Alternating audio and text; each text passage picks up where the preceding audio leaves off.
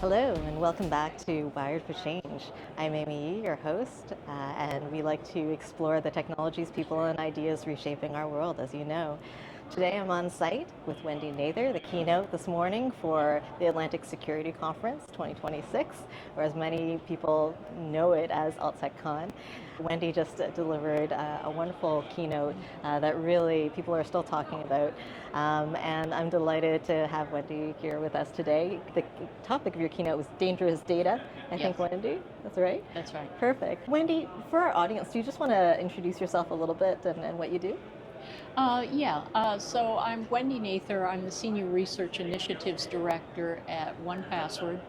And I have a background. I've been a CISO in the public and private sectors. I've been an industry analyst and a research director in various places.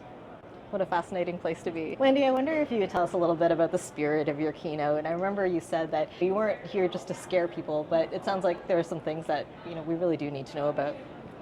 Yeah, I took a few things around different types of patterns that I've seen, different types of possible attacks at the data level, and just kind of woven them together because I think they're even more important now because of the level that AI works on. And it's not just strings of characters anymore that we think of when we think of data. It's the meaning behind it. Okay, and with AI changing so much in the landscape, how would you characterize what's changing and what's not in terms of that impact? Well, what's not changing is all of the basic stuff that is very hard for us to do that we still need to do in our enterprises and organizations. What is changing? Well, another thing that always changes is everybody runs after wherever the spotlight is, and so. Right now, we're chasing after AI, but it's going to change to something else. But we cannot forget that managing identity and access management and monitoring, logging, just knowing what you have and being able to control changes to it, those are not easy things. And because if it were, we'd be doing it already. But I think we have to, every so often, we have to go back to basics and say, we still haven't figured this out. I think that's a takeaway. AI hasn't changed that, right? I mean, AI is changing so many things, but it's not changing some of those basics. Are there any basics that it has changed? Gosh, I can't think of any basics that have changed. It just seems as though the industry keeps adding more and more to what we have to worry about, and it becomes a really long tail. We still have mainframes, and now we have AI and everything in between. So I don't know when this will ever get better. You used a term in your talk, toxic anthropomorphism. Yeah, I knew I was going to trip over that. It's very hard to say, especially first thing in the morning. Tell us a little bit about what that means to you. It just kind of fell out of my mouth one day because I was. It fell out of your mouth, really? Yeah, it just fell out. And I was talking with some people about how we react to LLMs and how we tend to imagine them as people and all of their communication with us as meaningful. And we really can't help it because our brains are wired so much for making social connections. So when we see some text coming at us, usually if it's a friend, we can see them in our minds. But since it's an LLM now, we're still reacting the same way. And I think that is leading us down some suboptimal roads.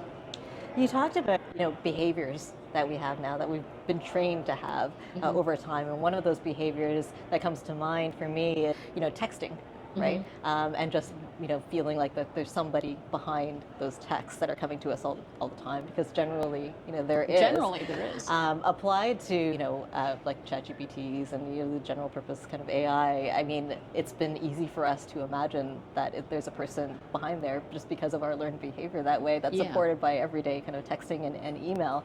I remember I did my fourth year project in engineering was around the use of avatars. And this was a very long time ago, right? But it was a very different thing, because people had a hard time when an avatar looked a little bit like a human, but not quite like a human, because you had those expectations kind of thing. Yeah. But behind sort of text-based AI, you don't have those visual challenges to believe that there's a person there. So I guess that reduces the friction of that anthropomorphism that you're talking about. Yeah, I would hope so. I mean, I know some people on social media who have a regular photograph, except it's not of them.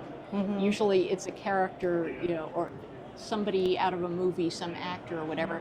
And I always have to remind myself that's not what they really look like, because you automatically pair everything together that you get from them. That's right. That's right. And it's, becoming harder and harder all the time to be able to tell. And so I guess what's the toxic, part of it to you? The toxic part of it, well, first of all, when we imagine that a chatbot means what it says to us, and I'm sure you've seen headlines too about people who have been using it as a therapist and getting terrible recommendations out of it. Yes. And then there are more subtle things like, a chatbot being programmed to tell you, oh yes, you're absolutely right, and then not do what you just asked them to do. Right. So I think it's really kind of corrupting our relationships somehow, just because there's this really weird player in the middle now that we have these interactions with, whereas our social interactions used to be a lot more. Absolutely. What do you think that people need to do in order to develop their judgment? Or is it even possible to have good enough judgment that you always know what to do? Yeah. Well, my friend Wolf Gorelick has been looking into the possibility of making AI safer. And some of those things are kind of getting rid of the flags I just talked about that tend to set us off one way or another. For example, if we used a different font for how a chatbot responded to us, and it was a very clear computer sort of font, like Courier or something, that would be a signal to us that no, this is not a human being. Not using avatars, not using the sort of realistic commentary that they give us, but just answering the question, very blandly. All of those sort of things might help us not to get pulled into the idea that these things are alive. So standardizing that part of the user experience in some way, so that people understand that. That's a very simple but interesting idea. So we don't do just it. Because it's simple, I don't think it's going to be easy. No, for sure. Interesting. One of the other things that you mentioned was integrity attacks. Maybe you could explain what that means. Usually we are used to attacks on confidentiality, meaning somebody steals data and exposes it, and we have availability attacks where somebody can bring something down. But I don't think we're not seeing a lot of attacks that are just changing data, that just subtly change it, because that can have such wide-reaching effects, and it may take you a long time to realize that the data has changed, but it makes a huge difference. Absolutely. So we're not seeing too many of those yet, but it's certainly possible, is what you're saying. Yeah. Interesting. So you'd really have to have good records. You'd have to have good records, really good access controls, and let's hope that it's not somebody who is just trying to subtly sabotage what you're doing, just by changing the meaning of some of the words or whatever to disrupt what you're trying to do in a legal context. Which I've heard that very few people are fully reading anymore. Yeah, that's another problem too. But it may not matter. It may not matter, but I mean, if the AI is giving you a summary based on, the wrong data, for instance, then that can have implications as well. I mean, it's very what is the truth at this point in time? It's very hard to determine that. It is, and the summaries that you get from AI are just, they're shorter, but they're not summarized or analyzed. It's just a lot of the same words, except not as many. And so sometimes the AI is perfectly capable of missing the point or expressing the exact opposite of what the original author meant, because it doesn't understand the meaning of the words. It's just putting them back together again. So yeah, that's another concern of mine. Mm. Are people generally aware and also concerned from a business perspective? I don't think so. I mean, I see a lot of dialogue for people who are really concerned, especially if they have worked in the AI field, they know the way around, and they know what things are being misunderstood today. But I don't think anybody is viewing these things as software, because that's what it is. They're not able to separate what they're imagining in their theory of mind in their head. They can't separate it from the output of a very complex software program. And there was something that you said about negative, kind of proving things that didn't happen. So breach accusations. Yeah, you can't prove a negative, especially if someone accuses you of having a breach. How are you going to prove that you didn't have one? It's very tough. Have people asked for that? Well, it has happened that somebody, either claimed to have breached an organization or just accused them of being breached. And if you watch it play out in the media, they can't prove it. There's no proof that they can give you that they have not been breached. That seems to open up a whole world of kind of wild accusations, that wild and not so wild accusations. Yeah, to hold people accountable. Yeah, accusations and rumors and all sorts of things. I wonder if people would become immune to that over time or not. I think if enough people are directly affected by it, they may, start to push back against it and realize this is not a great thing. But as long as most people are not affected by it, they just, hear disinformation and they believe it. But it doesn't change anything about their lives. I think it's going to be tough to fix this. Absolutely. You made another point around, you had a lot of good points, around data and how siloed it still is within businesses, and the point around, how you often don't check, like within the organization, it's quite siloed, but you often don't check that data that's coming to you from somewhere else within an organization. Could you elaborate on that a little bit?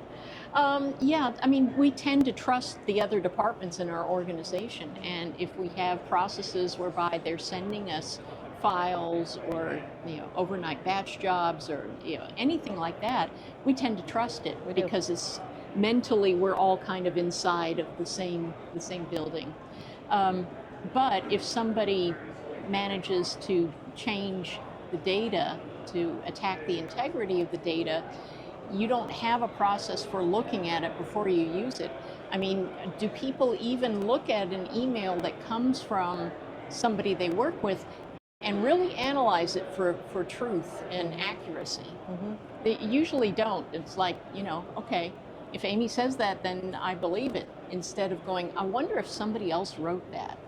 Well, it adds to your cognitive load, right? Yeah, and it just does. makes everything kind of harder, and you want things to be easier and more efficient within the business, and our processes weren't designed for that.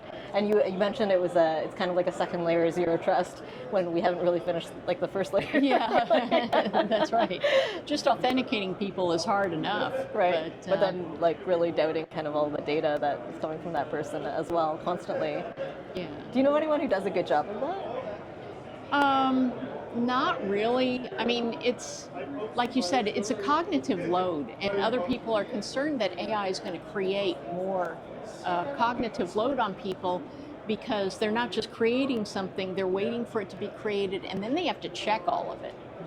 And that is a harder activity than just creating it to begin with. Absolutely, absolutely. One other term I wanted to ask you about, I took a lot of notes as you can see, the weaponization of semantics.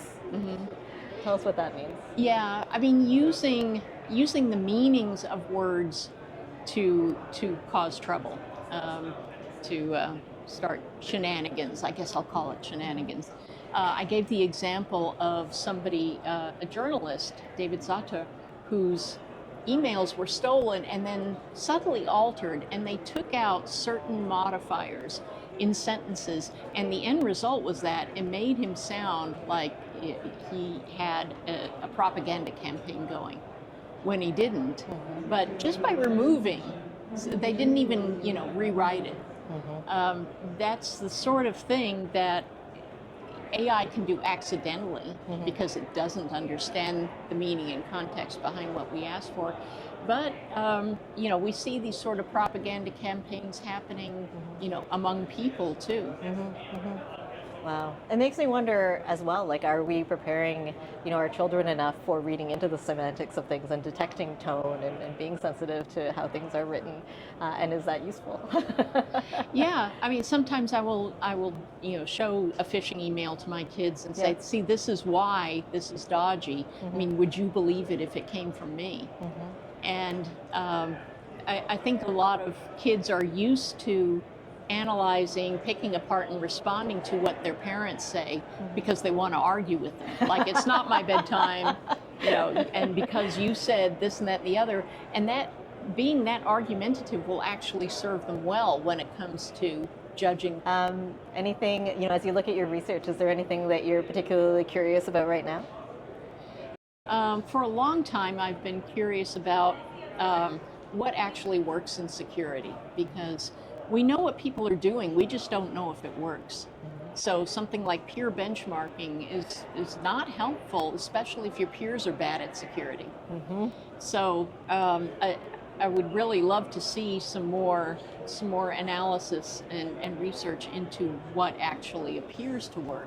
Not just what product does what it says it will do, but if you have the right list of things, can you be more confident that you're going to be secure, or do you just have to run out and buy the newest thing and you don't really know how much of it is working? It's a very practical thing to be curious about, and hard to sort of be vendor agnostic for all of that, Right. As well. It's really challenging. Thank you for that. There was one other question I wanted to ask you, just about kind of moving forward as people evaluate kind of the opportunities that they have, within their organizations to invest in AI, for instance. Are there any, risks that you would call out, I guess, that they should make sure that they look into? Well, there's the common risk that AI that is communicating externally will be seen as representing that organization. And that's why attorneys and PR people are getting really nervous, because we didn't have this with other applications that just gave output. Nobody mistook it for speaking for the organization, but something that gives output that looks like natural language. They're going to think there's a person behind it, and therefore all of the expectations that they're representing. Absolutely. The other thing I would caution people about is, don't just use AI because you're afraid to be left behind. Decide what it will actually help you with, which means you have to understand what it does, and what it won't help you with, and then choose the use cases. Because I still see it being adopted without any use cases, and they try to come up with it later. That's a really good piece of advice. I think I've talked to boards about that as well. It's like, don't pressure your company to move ahead without any idea kind of in mind, for the sake of not being left behind. I think that's a great message. Sorry, one more question. Sure. Just in terms of mindsets, right? Mindsets are so important. Of the people or organizations that you've seen, be more successful. What mindsets have you seen, or what sort of mindset would you say is helpful in this era where things are changing so much, where it's hard to know what's good and what's not working, and when things are changing and we don't really know what the truth is, the semantics around anything really. Yeah, we don't. I was going to say, some of the founders of security companies that I have known, who started out kind of as hackers, very technical people, and then kind of laid a layer of humanity on top of it. They're the most curious people that I know, and they're very ready to, admit it when they're wrong, to listen to somebody else, and really take the input seriously. And I think that's a mindset that we have to have, especially as things change. We have to not only be open to that change, but we have to be able to stand up and say, we thought this was going to be okay, but we realize now that it's wrong and we have to fix it. And that's okay. Yeah. Amazing. Thank you so much, Wendy Nather. Really great to have you on the podcast. Thank you so much for listening to another episode of Wired for Change. We're here from AtlSecCon. Wendy, thank you also for giving such a wonderful keynote. I'm going to be, thinking about a lot of these terms that you explained for us as well, and following you. Looking forward to following you on LinkedIn. Thank you so much, Amy. Thank you.